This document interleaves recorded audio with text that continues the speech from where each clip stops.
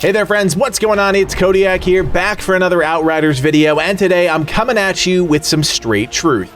We've seen a lot of concerning comments on our recent Outriders videos and across the community, and I think it's time we drill down on some of the big misconceptions about the game. And if you're looking to farm, we want to make sure you're not wasting your time.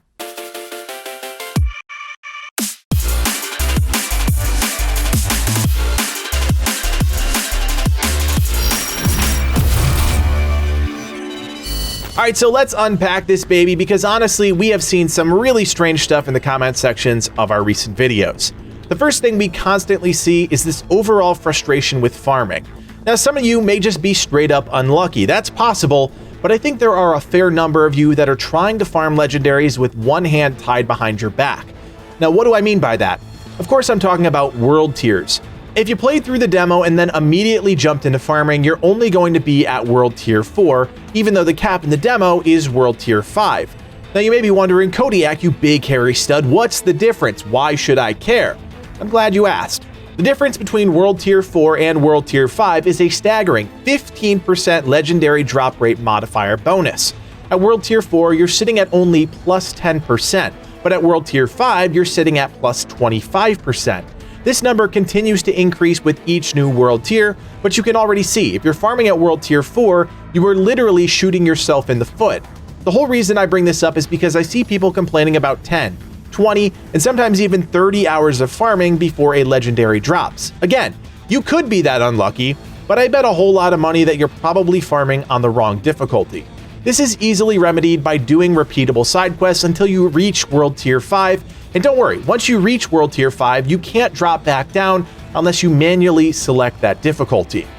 Now maybe you're on board with all that, but you're still wondering, why the hell are you guys still going so hard on the demo? And that's a perfectly fair question.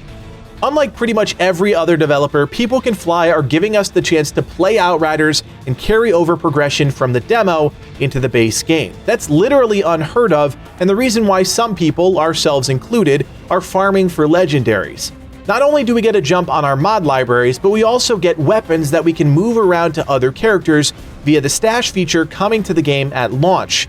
Now, some of you folks have politely pointed out that we're idiots and everything we're working for is going to be obsolete after about 30 minutes into the game, and to that, I say nope. Outriders' crafting system is designed to allow you to build up your items in line with your power level in the game. You can level up weapons, improve attributes, and change mods. Also, as we've mentioned before, every legendary item has a complete unique Tier 3 mod. Dismantling these legendaries will add that tier library for permanent use on all other gear, so even if you don't want to level your legendaries, scrapping them still gives you an edge with all your other gear, which is why farming for legendaries now, while not essential, isn't a waste of time, not at all. Alongside those weapons, we've also been farming materials, which we'll use to upgrade the various facets of said weapons to ensure that it doesn't become obsolete. Because you're also resource capped in the demo, especially on titanium, dismantling legendaries after release when your cap has been removed will give you a slight head start on crafting and leveling. Again, if you've been paying attention to any of the developer updates about the game, you're probably already vibing with this. But if you're someone that likes to talk shit in the comments without any real knowledge of what's going on, well, consider yourself educated. Last up, if you care at all about the cosmetic portion of this game via the accolade system, all this farming is letting you grind out kills with abilities and weapons, resulting in some early levels and some cool cosmetics for your banners and vehicles. You'll get these anyways as you play at full release, but if there are skills you just don't enjoy using right now, you can knock out those accolades pretty easily while you're waiting. In all seriousness, you don't need to farm, but if you do want to, now you know there is a reason behind it. The developers are clever and designed a game with players in mind. Imagine that, a company with some morals that isn't just out there to screw over the player base and make a quick buck. And since we're on that subject, let's just clear something up.